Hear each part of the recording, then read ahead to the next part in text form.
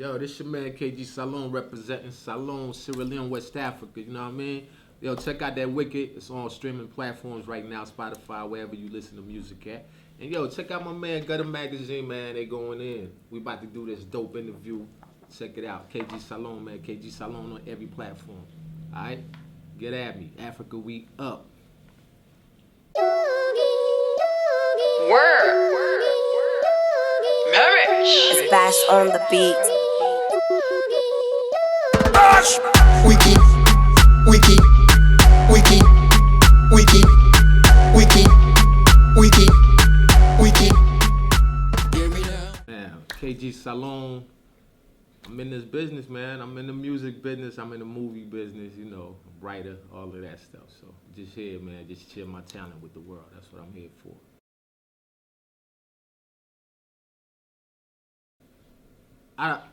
My music is like a gumbo.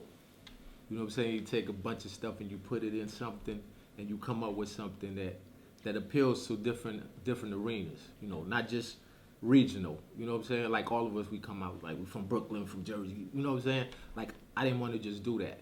I actually wanted to take it back to the essence and bring it that way, and then mix everything together. So the way I describe my music is a gumbo of music, and I wouldn't say I'm just a rapper.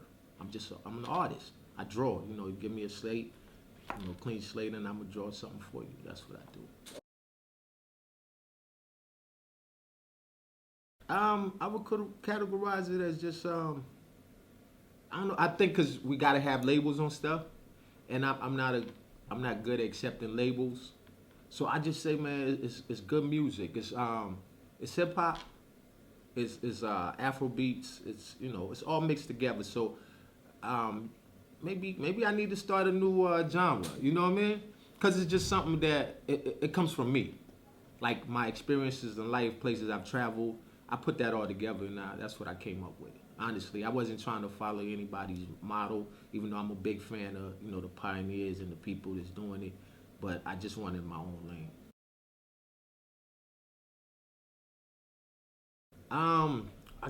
First I put out an album 2020, which was called Salon to the World. And Salon, you probably heard me say it more than once, even though that's an acronym to my name, KG Salon. And by the way, KG stands for Knowledge God, which, you know, growing up with the guys up in New York and Jersey, 5%ers. So that's where the KG come from, and because of my name, Kenny Gouger, but just play on words. Salon is the acronym for Sierra Leone. That's the country where my father's from, my heritage, you know. So we took all of that, and that's with the music. So everything I actually do, production, all of that stuff come from Sierra Leone. So I do my part over here, you know, go in the studio and add in my 2 cents and, you know, write my stuff, what I do. But all the music will come from there because I just wanted to be authentic as possible. You know what I'm saying? Because I decided, you know, I took a trip. I know I'm probably moving fast ahead, but I took a trip there about 3 years ago. Just kind of minding my business, but I'm there to help people. I have orphanages there that I help, orphanages in Uganda, Sierra Leone, and other places. So while I was there, my mother had passed away like 3 years prior to that, and I was just trying to find a way to really like pay homage to her on her 3rd anniversary. So I made the song. I wrote the song for these artists to go in the studio really to perform it. But they didn't show up. And then I went all the way to Greensboro to a studio. Yeah, right? They didn't show up because I just didn't feel like I was ready to do that because I was more into the movies. That's what I went to school for, to be, you know, become an actor and all of that. So I wasn't thinking about it at the moment. I mean, I make music, but it wasn't like, you know, something I wanted to put out. So they didn't show up. So I was like, man, I do this. I've been doing this. Let me just go ahead and do it. So when I did it, took the record, took it to Sierra Leone when I went to the radio station. And man, they started playing it, started, you know, going around the country, and I was like, wow, that's crazy. Yeah, and then on top of that, they asked me like, you know, hey, we need another song, what's your follow-up? So I'm sitting there like, wow, I don't have a follow-up. I didn't, you know, that's not what I came for. But then, you know, I sat down and I'm realizing, I was like, man, you've been in love with music since the day you was born. I could remember, you know, my parents telling me stories like, you didn't even speak, you would sing. You know what I'm saying? You would recite whatever was on the radio. So, you know, I know that love always been there. I always got in the most trouble because I'm in the club fighting there. Because the music just gets you, you know what I mean? Like, so me and music, like, just one. So I was like, let me just do this. I sat down, taught myself how to do it. And I write all the time anyway. I write movies and stuff like that. I write songs when I wasn't performing them. So I just went in the studio and started doing it, man. It been, you know, people been looking out, and I got this drive that don't stop. You know what I'm saying? Like I'm a go type person, and if something is not good enough, I want it to be, you know, perfected. So I'm always there trying to perfect it. I'm always at showcases. I'm everywhere. You know, I don't sit still. So it had to be music, but acting took precedence because I went to school for it. You know what I'm saying? When I came here to Charlotte, I went straight to UNCC and got a theater degree. So I do theater, I do Shakespeare, I do all type of stuff. So I was doing more stage work, film work, stuff like that. And I actually had the music like secondary. I didn't even think I was going to ever get into music. I knew that was something that was for me because my whole life I've been around it, but I just never thought I'd be in the forefront of it, you know, like doing what I'm doing now with it. Wow. Leonardo DiCaprio, definitely one. Of course, I got to put Denzel in there because you know that's the homie. Uh, and wow, I think John Cheadle, incredible, incredible. I think with everything I bring myself because part of acting like 80, maybe 70%, whatever the book said, it's yourself. You know what I'm saying? And the rest is maybe creating from the script and, you know, just being and becoming. So I'm really myself. You know, someone might look at the screen and was like, oh, you move like Denzel on there or something like that. You know, I'm hoping one day, you know, I get that type of thing. But most of the time I just approach it in my own way and study the character and then bring it to life as much as I can. I write for my life because my life is really crazy. Like from childhood to where I am now, my life has been like it's really a movie. You know, I'm hoping one day I'll be able to produce a movie and tell my life story, or you know, someone come along and help me out, push it forward. Because I don't want to just put a story out. I want it to be something like a masterpiece, you know, something that I put money into it and spend time with it and all that. But I've written it down like 3, 4 times and all that. Last script I wrote about most of my style, I lost it in Iraq, but no, Afghanistan rather. But yeah,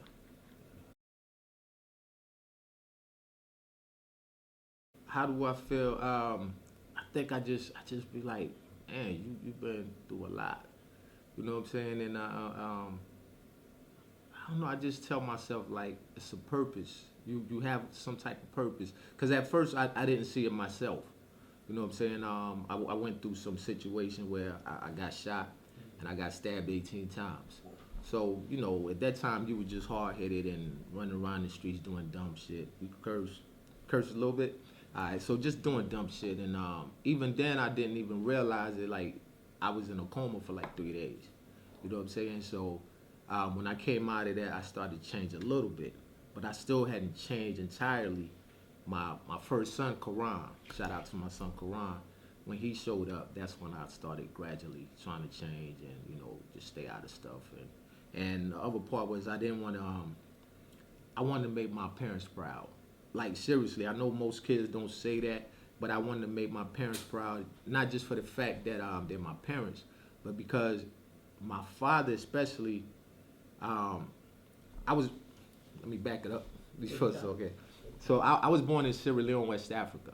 First off, so when I was born, my father left and came to New York City. He came to go to college. So we didn't really, I didn't know him. He didn't really get to see me or, you know, much like that. So they sent me to live with his mother, my grandmother. And that's who was raising me over the years and all of that. So I didn't meet my biological father till I was 7 years old when I came to New York. You know, and the reason why I said my father stands out more because he could have just turned his back. he didn't have to come back and get me. He didn't have to send money to my grandmother every month to take care of me. So because of that, I always feel like I don't want to embarrass him. I don't want to disappoint him, including my mother. Because the mother that took me in at 7, it's not my biological mother. My biological mother, I haven't seen her since I was 7 and she passed away. Rest in peace, Aggie. But you get what I'm saying? So I have these idols, I could call them, or heroes, that I just did not want to break their heart. And I know a lot of the things I was doing can and will break their hearts. Rest in peace to my mother, to both of my mothers right now, Agnes and Lula. But you know what I'm saying? So that's one of my main drive. And then, like I said, when my son came, my eldest son, it was just like I got to do something that's not about me and it's about them. Yeah, so like we're talking about my mother and father. My biological mother name is Agnes, rest in peace. Her and my father, they weren't married. So when I was born, she was estranged from her husband at that moment. So when I was born, they were kind of trying to figure out whose child I was. By this time, my father left to go to New York. So they were going to court trying to see, custody and all that. Eventually, my grandmother, I don't know what happened, but my father's mother was granted care of me. So she took me in, and that's who I was with. Not going to say that it was easy, because most of the time I wouldn't go to school. I'll be out there just running the streets, doing crazy stuff. It's crazy, like the stuff you do in most countries, like a third world country. As a little kid, when you like 4, 5, 6 years old, you could be out in the streets about 12, 3 in the morning. And I was doing all of that stuff, whether it was stealing to get some food. Because there'll be days when I go like three days or so without food. I remember getting food on my mother's grave out the trash can, just to eat. Because I'm just a little kid, just trying to survive and, maybe probably hard-headed because sometimes I could have went back to the house. But it's like we didn't have nothing. You know what I'm saying? Like we were pretty much in the shack, slept on this clay floor, like dirt floor, and it was a mat. I don't know if you ever seen like those bamboo mats. That was all that was on the on the floor, and that's what I slept on. And I had my little cousin, which is a female. She also slept next to me. So it was that you slept in your clothes pretty much. You woke up, you in that same clothes. You go back out there. You can go to school. They go to Catholic schools over there. Catholic school, Muslim schools. I was going to this Catholic school, but I didn't show up that much. Sometimes I wouldn't have a uniform because you have to wear a uniform to school. So I just be out there in the parking lots or, like where all the hustlers be, and I'll be out there hustling. So that's what I would do a lot. And then I'll run away and try to go to where my mother was, and then they'll return me. So we had a few of those situations. So that was it with Sierra Leone, and eventually my father sent for me, and he had been doing the paperwork to get me to New York for the longest, but it took a while to get paperwork done. So when I got to New York, they moved to Jersey, from Brooklyn moved to Jersey, and we were in Newark, New Jersey. So it was cool, but I'm in Brooklyn every day, because even when I got out of school, I'm in Brooklyn. You know what I'm saying? Because that's where all my family was, and my mom, my parents still work in the city, so I'm always there. And eventually, I was I was that new kid that didn't really speak English that well, so every day they chasing me home and calling me African booty scratcher. Like, I learned how to fight literally because of that. Like, I started lifting weights, playing sports and all of that, because they pushed me. You know what I'm saying? It was like Newark and Brooklyn ain't no punk when they come to, like kids. Like kids think they get bullied now. Man, I'm not trying to downplay what they go through now, but back then they was on you. They knock your head off. You know what I'm saying? You getting chased home and all of that. And in Newark, we lived like on the 28th floor. My apartment building, Zion Towers. So it's like, even riding up the elevator, it was like hell, So I remember this girl, and I'm not even going to say her name, but I remember Shorty beat me in the elevator. She was saying something to me, I wasn't paying attention, and I remember she just got on me. But my moms had told me, like, don't put your hands on girls. You know what I mean? And then when I walked in the apartment, my face all messed up. My mom was like, you know, what happened? So I tell her, and she was like, from now on, you know what I'm saying? So ever since then, I was a terror. It was anyway, but yeah, so that was what was going on. So I was going to Passion Avenue School, and because I was behind, you know, as far as the language, I was in this after school program. So every Tuesday they'll take us to like Sparta, New Jersey. That's like the suburb areas, or you know, up north Jersey, whatever. And they taught me how to do like Mandarin, like write Mandarin and all that, the Chinese characters, learn about the Great Wall of China, all of this. So I was like, I learned it so well I would speak in Mandarin. And this is me, at this point I'm like 10 years old, 11. So I'm even in the Star Ledger and all of that, where you see me writing characters and all that. So I always had this interest in China, Bruce Lee, and then, you know, we used to have like, we watched karate movies like crazy up north. So, you know, I was into it real crazy, and hip hop was one of those things that was like, you know what I'm saying, like the only friend I had, cause at this point I had no siblings. Okay. Yeah, my parents, when I was just with them, it was just me and them at first in the apartments, and so, and on top of that, I'm on the 28th floor. They be like, you know, you can't come down and you can't go downstairs. Then they working in the city, and I'm a latchkey kid. So, you know what I'm saying? Come and open the door and lock it, call mom like I'm in the house, you know what I'm saying? If I go out, they may come and watch me while we in the lower area and ride the bike and stuff like that. So I'll be in Brooklyn with my cousins. So that's why I always be at weekdays, weekends, and all that. So if you ask me, I'll be like, yeah, I'm more Brooklyn than Jersey, because that's where I got everything from. You know what I mean? But we fast forward. I played sports after we left North, and we moved to South Jersey because we got robbed. It was like Christmas Eve, actually. Yeah, Christmas Eve. Dude came in. We was in Brooklyn. We came back to the apartment, and somebody went through there and stole everything, like everything. So my pops, like, he heated. Next thing he was like, we gonna go find a house. And this the same time my grandmother, the one that raised me in Sierra Leone, they had to bring her over because she had cancer. So she came. She was there for a couple of months, getting treated and all that. But it was too late, and the cancer took her.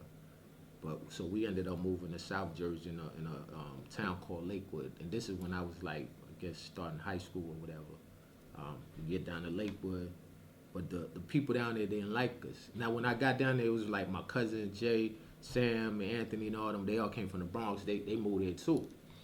And we was just clicked up with just me and them, because, you know, we wasn't from around there.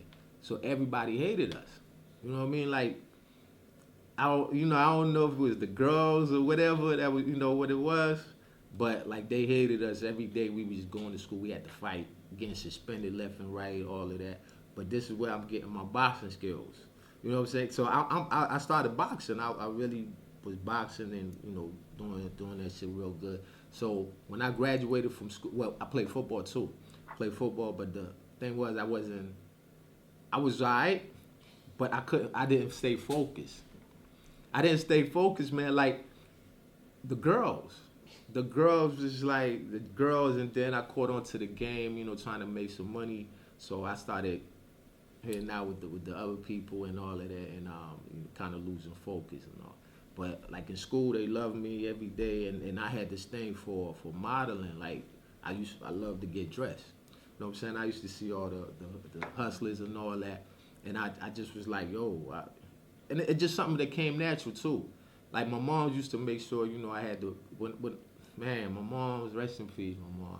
She used to make sure I stayed fresh, like all the time. You know what I mean?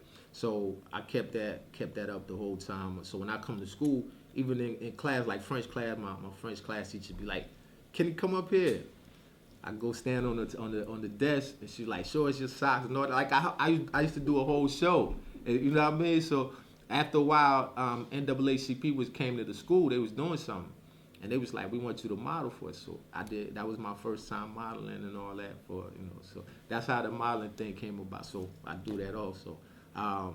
And then while I was in school, I did plays. Even in North, I did plays and all of that. I missed that part. So it was like, I think the first play I did was like Bye Bye Birdie. We was like in 4th grade or something like that. Then 5th grade, 6th grade, all of that. I always did plays. So that's where that acting came from. You know what I mean? And as time progresses, like I said, we down in South Jersey now. Things is we start mellowing out. By the time I'm like a junior and all that, they start accepting me a little more because I'm doing street stuff and doing little stuff. You know what I'm saying? Everybody getting along a little better. I graduated from there. I went to Red Bank, New Jersey to college. You know, started college there, and but my pops is like a real African, like, you know what I'm saying? Like, he don't believe you should be given anything. You should earn it. You know, so I'm paying my own tuition. Like, how you feel like 17, 18, you paying your own tuition, but at the same time, like, I'll be on campus, and I'll come back to, you know, to the hood and, you know, try to get some money. So that's what I was doing. So I was like, man, and my people was getting locked. So I was like, man, I don't want to get locked up like this. You know, I'm gonna mess it up. So eventually, it was this recruiter came to my school, and he started talking to me about the Army. So I'm like, man, nobody want to go no Army, man. You know, up north we ain't play with no Army stuff. So eventually, he was like, oh, come to my crib. You can see, you know, how I'm living and all that. You determine, you know, that's what you want to do. So I went to his crib, like in Fort Monmouth. Checked it out. Like, wow, you did all this off of Army money? He was like, yeah. He was like, man, I helped you out, you know. So on top of that, like I said, I didn't want to get in trouble. And then I had caught into a little situation. My man had took my money and he went down south with my money. We like, you know, we had made some money together, and we were supposed to flip it, but he went and did something else. And when I came in his crib, like, I was crazy, and I was, you know, put hands on him. His pop was calling the police and all this. So after that, I was like, man, I need to get out of here because I don't know what can happen. You know, anything can happen. So eventually, even though I was playing with the recruiter, I took all the tests that they was, you know, ASVAB, all that stuff for military. And he was like, man, you did good.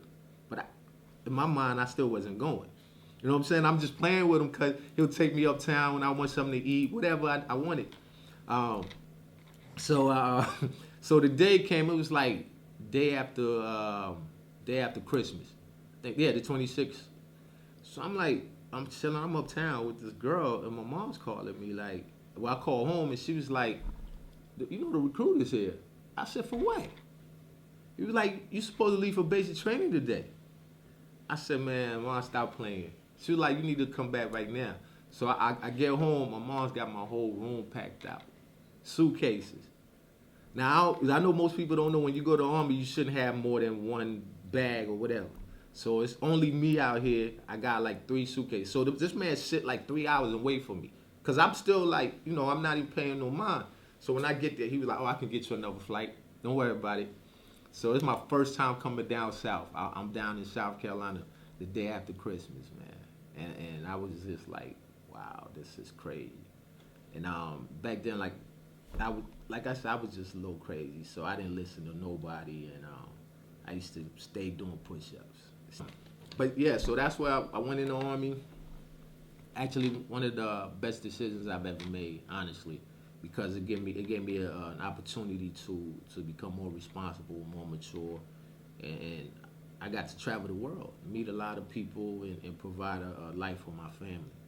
Seriously, because if I would have stayed in New York or Jersey, I could have been like all my other people, and locked up or on drugs or whatever. You know what I'm saying? Because it's a big fact where we from. You know, stuff like that happen. So, you know, went in the Army, Germany, Korea, stuff like that. But the whole time I'm in there, I'm like, man, I really love this music and these movies. You know, what am I going to do? How am I going to transition into that, you know, before it's too late or whatever? We went to Iraq twice and Afghanistan once. Prior to that, I told you I was just a wild kid at first. I used to fight all the time. I guess because of them times, you know, when I used to get picked on, I became that guy that just loved to fight. And if I'm in the club, I'm fighting. If I'm in the club all the time, like, it got to the point where some of my friends be like, okay, man, you got to chill out. You know, put somebody in the hospital, stuff like that. So one night, my people was having a fight, I'm not even involved in it, but they came and got me because they know I'm gonna be down. So when I get in there, I'm thinking they having a fair one. One of his people jump in, so I jump in, stop beating on the other dude. So when the night is over, I'm walking in my car and I hear, what's happening. I turn around, it's like three dudes. So they just rush me, but I'm fighting, throwing them. I'm not realizing that they're stabbing me at the same time I'm throwing punches, because my adrenaline's so high. But I felt like something was wrong, but I'm still fighting. So I hear the sirens going off. So we all run to our cars. When I'm driving home, I'm like, man, I felt funny. Something's wrong. I mean, not knowing when I get to the apartment, to where me and my wife was then, she was like, what's wrong? I was like, I can't lift my arms up. I mean, so eventually she put the light on. When she put the light on, it was like blood everywhere. So I was getting stabbed under my arms and all of this stuff. And eventually she went to get the neighbor, but I passed out. And when I woke up, it was like 3 days later. And my mom was sitting there. That means she flew over there over those 3 days. I didn't even realize it. And I had to get a blood transfusion because not I would have died right away. So that was one of the situations. And the only thing that saved me, I remember the doctor telling me, he said, if you didn't lift weights and all that, cause that's one thing I've been doing since those days when I was getting chased home. I've been lifting weights. So he was like, if you wasn't lifting weights and doing all that type of stuff, you'd be dead right now. All right.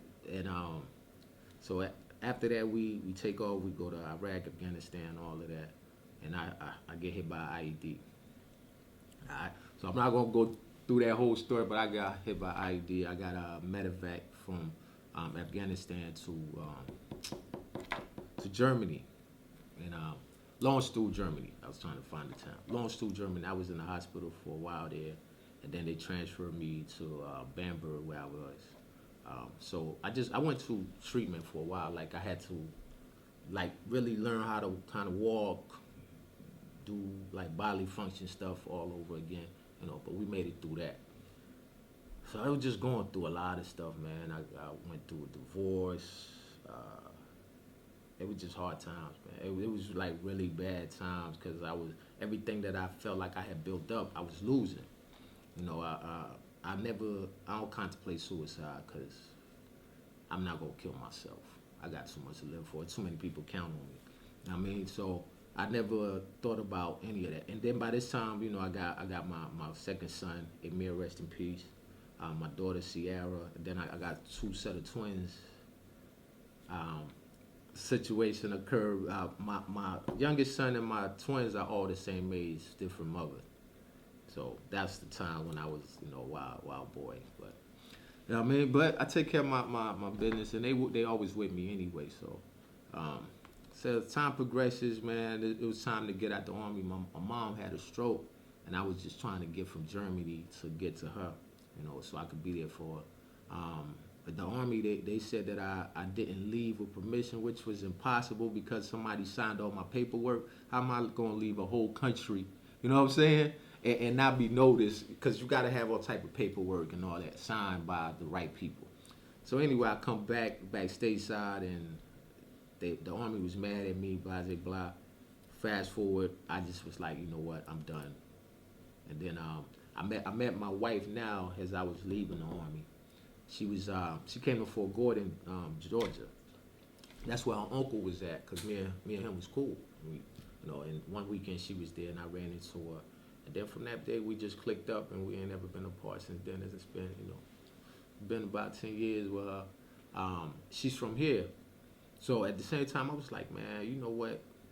You always want to do this acting thing. Once you really do it professionally, go learn about it. I went to Atlanta first, and I was doing, extras and all this. I was everywhere. Wherever there was a camera, I was there to perform it, to act, whatever it was. Then eventually over there, it was just saturated with people, and everybody was trying to do the same thing. And I was like, well, let me go to school and get the fundamentals. And that's why I came here and went to UNCC, got a theater degree, started doing more Shakespeare stuff. I even went to England, went to Stratford, England, to Shakespeare's house. I went to his house. I went to the Globe to do a small performance. We put together a performance. We even took it to New York City, like an off Broadway show. We was in the city for about a month and just performing. You know what I'm saying? So there's been a lot of those. I've had great opportunities. Been in New York Times several times just for performing plays and things like that. And that's when, as time progresses, that's when the music came. And I told you the story how I went to Sierra Leone and the music started. And then lately it's just been the music. Like since the pandemic, I've been spending more time with the music because it was my first love. And on top of that, the music is easier for me to do. With a movie, I need a whole crew. I need this, I need that. You gotta have this. But with the music, I could sit there and just write and go in the studio. I even went and bought the whole equipment, recording everything, but I haven't even used it yet. It's been sitting there for a year, man. I'm not gonna lie. Engineering is something else. You know what I'm saying? And then with everything that's transpired lately in my life, I've been going like up and down. And I guess we'll get to that part as time goes on. But with all of that, it's just been a lot. So I've been taking it easy. One of the reasons I do music is because the music is helping me connect people. I know I was telling you when the camera was off about a show that I have, a podcast that I have called Bridging the Gap on Spotify. And I feel like there's a big disconnect between the African and the Black American, and just Black people all around the world. Big disconnect, and people are not teaching our history. We're not talking to each other. We're not letting each other know how powerful we are. I think us as Black men, if we told each generation how powerful we are, where we really come from. Because one thing my father always said to me as a kid, he said, in order to know where you're going, you got to know where you come from. I know it sounds cliche, but it actually makes sense. Japanese, they can always go home. Chinese can always go home. All type of groups can always go home. The one person that displaced is the African. Even the African that's in Africa, people don't realize they were displaced. Because when I did my DNA, it came back that we were from Mali.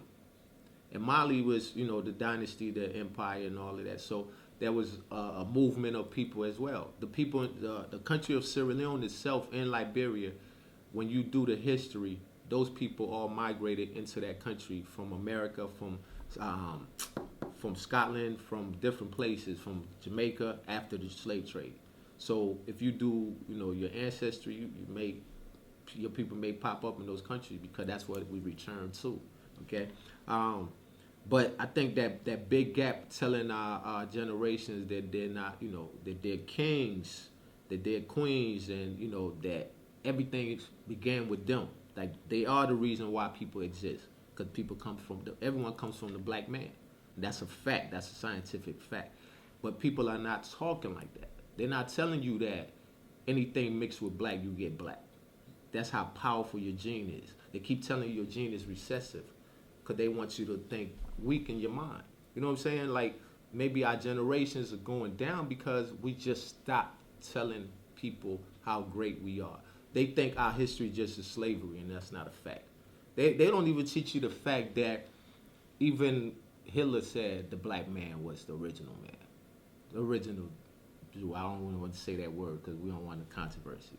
You get what I'm saying? I'm not praising Hitler, but I'm just saying people know the facts. When I got to London, first thing I did, I went to the library. When I go to any city, when I have time, I go straight to the library and the museums first because I want to learn about what's going on, who they are, and where they come from. You know what I'm saying? That's what I mean again by where you come from. Because you really need that in your life. Seriously, if not, then you just walking around this earth lost. You know what I'm saying? What is your aim? Your aim is to have a nice car, a nice house. Come on, that's frivolous. You can't take that with you. You're going to have to build some type of foundation so your family can have something. And that's why we're lost right now. We're flapping in the wind because nobody know who they are. You don't even know what you're looking for. You're just going by material items because that's what you see on social media every day. You know what I'm saying? So I just wanted to build a solid foundation. That's what my music is more about. I may make a lot of music that's happy and we partying and stuff like that because you need that. In the light of everything we're going through, we need that joy because you don't listen to music just to be, you know what I'm saying? You want to enjoy yourself. So my music has a lot of that stuff in there, but also I do the music because when I went to Sierra Leone, I was asking God, like, how can I help the people? I mean, I make enough money to take care of my family, with whatever I've been doing. But how can I help more, even though I've been paying all this stuff out my own pocket, helping them? How can I get more exposure to help them? And that's when the music, like kind of like hearing God's voice, like use your voice. And I'm like, use my voice how? And then that's when it hit me like, oh, you're already doing the music, use your voice. So now when I go to Sierra Leone, all the kids are with me. When I walk the street, all the kids are with me. Because that's what I'm working for. That's why I want to give them a better life. I don't understand, why anybody that look like us have to suffer so much. I want to try to see if we can even it out. And if there's a lot more of us think that way, we can do that. If a LeBron James went to Africa and started a school and all that, you know how many other people will follow? We got a place to go back to. As many times these people tell us go back home, even though we built this country and we built so much more. We got a place waiting for us that's dope as hell. You know what I'm saying? And I don't think people understand that. Because if everybody packed up and left and went there, what would be left here? It will crumble. Because we are the trend. We are the everything. We bring the flavor to this country. To the world. I mean, the world rotates around what black people have done. You know what I'm saying? And that's what black people need to understand and not just take we need to idolize more than what we've been idolizing, which is drug dealing, jail, all of that stuff. We need to change the format. And I don't have nothing against no other people, music or whoever the artist is, but I think we need to create a balance. It's not enough balance. You know what I'm saying? You only playing this type of music and that's it.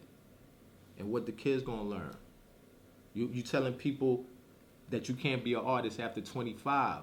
So that means everything that you hearing is gonna be from an adolescent or somebody under 25. So you gonna live your life according to someone that's under 25 forever. You gonna be a grown ass man, but you gonna be listening to somebody that's under 25. That shit don't make no sense. You get what I'm saying? And I'm not shooting shots at nobody. I'm just telling you this is how our community, we have built it. Even to the DJs, to the medias, they're always talking about, yeah, you a certain age, you can't get in the game. Cause nah. Matter of fact, your frontal lobe has not even developed yet by the time you're 25, 30. You know what I'm saying? So we're going to be listening to a whole bunch of, but not saying everybody's talking like that. But the people that are talking something, they're not getting played. You know what I'm saying? So that's what I mean by just some balance. So we can teach the kids. There was a time when you could pick up a record and learn about your heritage or learn about your history class, and you didn't even have to open a book. But we don't even do that no more. So that's what we talking about. All right, and yeah, this year, man, this year has been one of those times where I think God was like, I mean, we've been in the test for a long time, but this year has been one of those years when it was just. I've never experienced anything like it. Like I said, I've been shot, I've been stabbed, I've been blown up, all of that type of stuff. But this year, took a toll on my entire family. January 1st of this year, my son got killed. My youngest son got killed. I don't want to go too deep in the case because the case is still, they're getting ready to go to court, hopefully. But has his birthday progressed? His birthday would have been March 22nd. His first birthday since he passed away. And his mother was in Texas where he was buried in Fort Hood, Texas, because that's where she was still stationed. His other siblings, because we had 3 children together, they were all away. They weren't in Texas. So as we're on FaceTime on that day, on the 22nd of March, celebrating his first birthday away from us, some people came to the cemetery and started shooting up the entire cemetery. And they killed his mom on his birthday at his gravesite. So it's just been one of those things that we haven't been able to pick up and go forward, because has that happened, then her father passed away a couple of weeks later. And then my aunt, my uncle, and rest in peace to my little nephew too in Philly, he got shot in the head. So it's just been like, we had 10 deaths, pretty much about 10 deaths directly in a row, up to now. So we haven't found a way to really move forward. And my way of dealing with things is just to constantly stay working, constantly stay moving. Mobility is the best thing that I can do, always stay active. Not saying that I want to keep my mind off of what transpired, but one thing I've learned, even being in the military, I've had my friends pass away with me, next to me, in front of me. One thing I learned is I cannot live in that moment. Depression is like one of the number one killers in our community. You know, a lot of the stuff that's happening right now is because of depression, because of mental illness. You know, is really strong in our community. So I didn't want to become a victim of mental illness, even though I'm diagnosed with PTSD, like they say, all military people. And I think you don't have to be military. I think if you live life, especially in America, well, not just America, because the whole world's going through it. I think if you live life, period, PTSD is something that we all suffer from. You know what I mean? But lately, I just, just trying to be there for my children because they're hurt. They lost 3 generations in less than 3 months. You know what I'm saying? So that's what we've been dealing with. And at the same time, I'm like, I'm not gonna let this dream fall. I'm gonna do whatever I got to do to become successful in the music and in the movies because I want to be the first one to open that door. I want to be the first one to make us millions, leave something behind. I want to be able to go to Africa and different countries, not just Africa, back to Brooklyn, back to Jersey, to help something in the community, change something, build a school, build a hospital. Those are times, that's the type of time I'm on. I want to leave legacies. I want to put things in my mother's name like she deserved it. My father's name, all of that. My son's name, his mother's name. You know what I'm saying? And shout out to my wife, Erica, man. She's like, she got me, man. That's my backbone for real. She always got me. So she's with me as we do this. She even worked for Habitat for Humanity, just helping out the community in Charlotte and all that. So it's we on the thing that it's not about you. It's not about, and once you learn that in this world, like it's not about you, it's about you seeing what you could do for the world and what you could do for other people to make life better for them, and you get blessed that way, man. Yeah. So, like I said, mental health is like one of the biggest problems in our community, right? And I'm not just in the African American community, but I'm saying worldwide, because there's war everywhere. They're shooting everywhere. We're shooting more over here, but they're shooting a lot everywhere. So what I've been doing to just maintain is I read a lot. At least I used to read a lot more in the past. Lately, I have been able to really focus. And they set me up for counselings and all of this stuff, mental health hospital, all. And I showed up for a couple of the sessions. I did, and then we were doing virtual sessions and all that.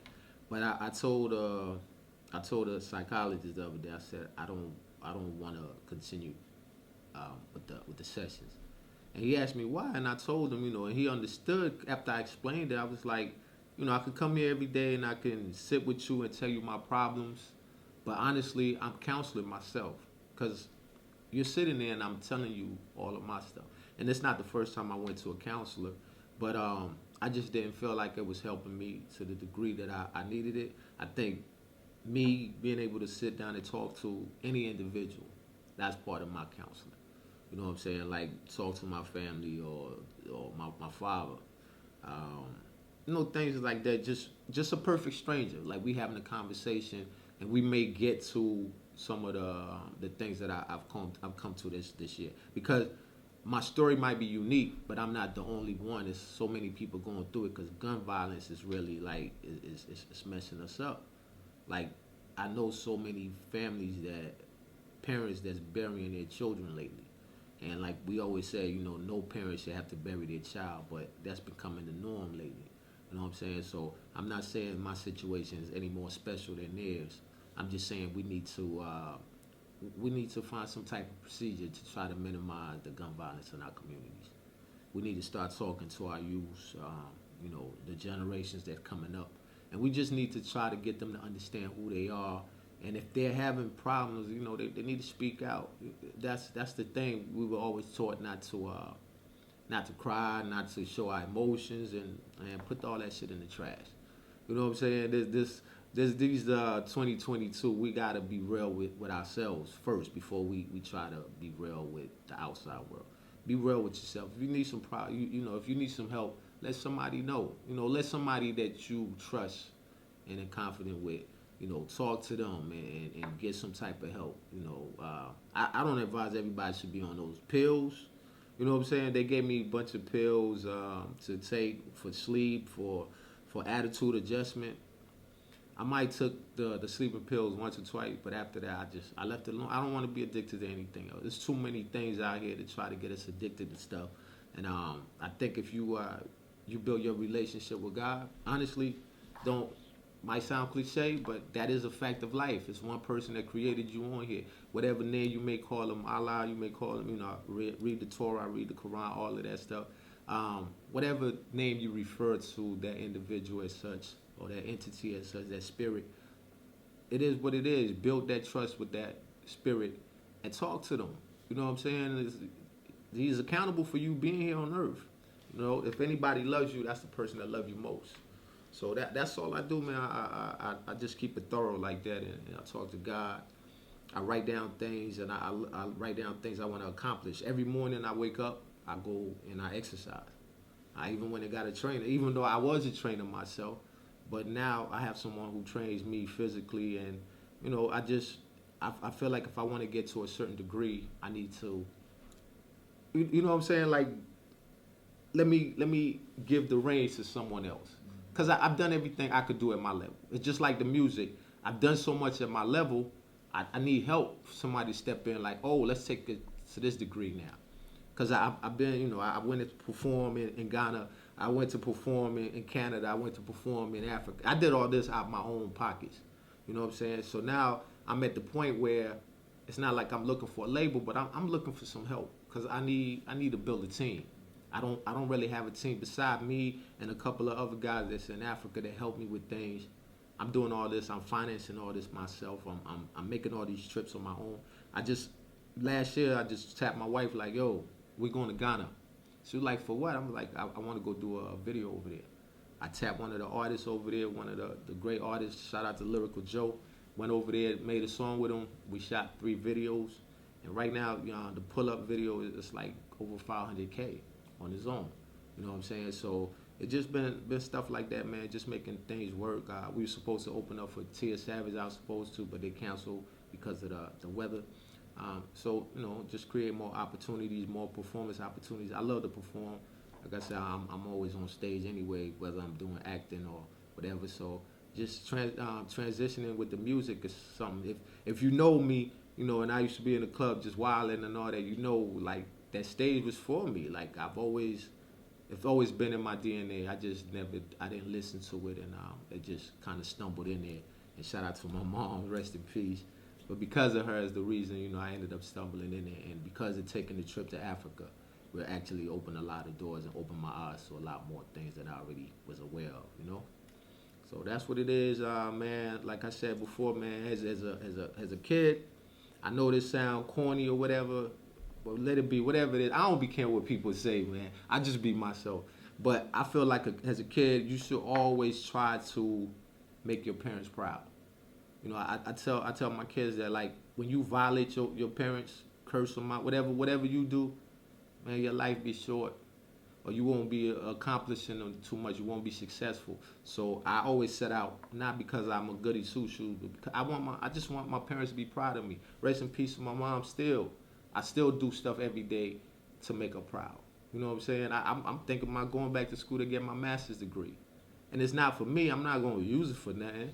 But, I just want, I didn't want them to ever be like, they wasted their time with me. Because they invested in me. Having a child is investing in that child. You know what I'm saying? You want them to be successful and all of that. So I want to make them proud. That's all. So that's one of my biggest things that I push forward as well. And just, and on top of that, I don't want to disappoint God. I think I've disappointed him so many times in my life. I'm at the point where, I just want to please him, and I believe if I please him, he will bless. And it's not, I'm not doing it quick for cold. It's not none of that. I'm just saying, like, I want to just glorify him. And I'm not one of those Bible thumpers walking around with the Bible. I just got knowledge of self. But I want to show him my gratitude. He didn't have to leave me here. You know what I'm saying? There's many times when, like I told the story, I could have been out of here many times, even now. You know what I mean? But he keep on saving me, and I know he saved me for a reason. So I want the world to see what the reason is as well as myself. All right?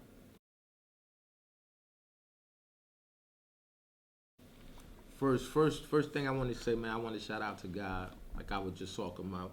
You know what I'm saying? That's my best friend.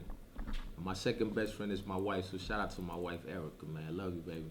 My children, man, starting from Karan, Amir, Sierra, Ariana, Asia, Quentin, Marquise.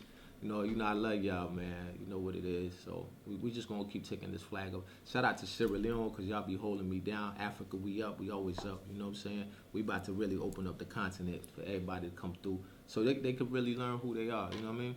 And shout out to GUTTA Magazine. Thank you for having me here today. I appreciate you, bro. You know, you a deep brother. Keep doing what you're doing for the community, man. We appreciate you, for real, for real. And I just, want to shout out all the artists. Shout out Charlotte for having me in your city, man. I just want to click up with more Charlotte people. You know, we need to take the city up. Shout out to Brooklyn, Jersey. You know what it is, man. I stay in touch with y'all. You know what I'm saying? Check out KG Salon, man, on all platforms. KGSalon.com. KG Salon. Got music out there. I got merch, everything. You know, I got clothing line, all type of stuff coming out. Well, I got some with me now, and I got some online also. But just check it out, man. See the movement, what's going on, and let me know what y'all think about the music, because it's different. It's really different. It's not what you hear every day, but you'll hear remnants of what you hear every day, but it's still different. All right, so I appreciate y'all. But look, shout out to all my military people. Wiki, wiki, wiki, wiki.